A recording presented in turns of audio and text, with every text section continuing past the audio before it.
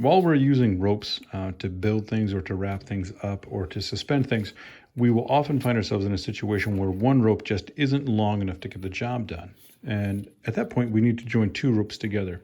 And while we could use a square knot to do so, once we put a load on a square knot, it's sometimes problematic. It can slip, it can capsize, and it's very difficult to untie after a heavy load has really cinched those ropes down.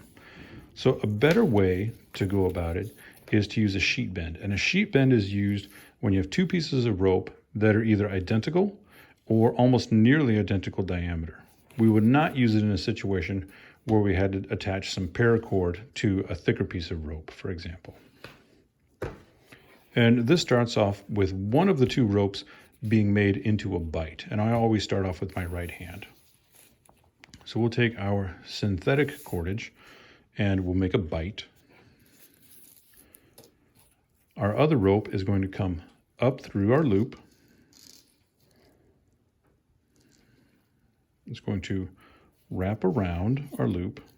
So far, nothing difficult. And I'll stop and we'll show that again. In our right hand, once we form our bight, and that feels good, I'll just hold that ready steady. Once we have our bight, we're not going to move this hand at all. This hand is done. This rope doesn't do anything else. So we're going to hold it still. And then the running end of our second rope does all the work. So he's going to come up through the loop. He's going to travel behind that bight. And here is where we want to pay attention, and this is why I'm using two different colors of rope, as to where we go next. We want to come all the way around and go underneath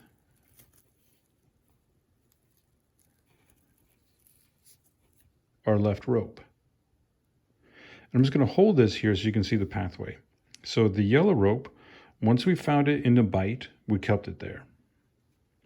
Our natural cordage came up through the loop, wrapped around it, went around the back, and then came up from the front, and then it went underneath itself. So as we pull on this sheet bend, when this rope tightens up, it actually cinches down onto the running end of it. So as we pull this nice and tight,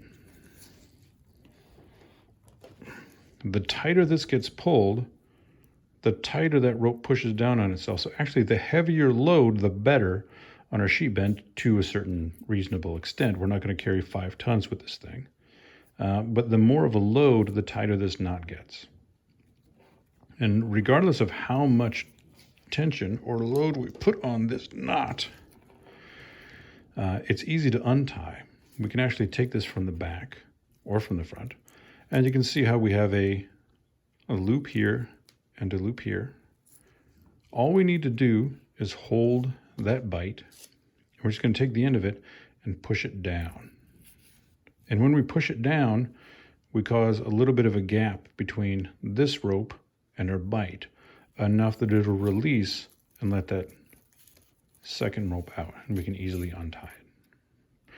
This sheet bend, while we use it to join two pieces of rope together, is another way that we can take, if we have a loop of rope, let's say we've attached this to a post or a tree or a branch with a lark's head. Let's say we've attached this.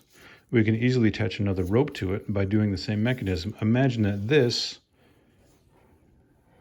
end of our loop is the bight of our first one. So we'll come up, we'll go around the back,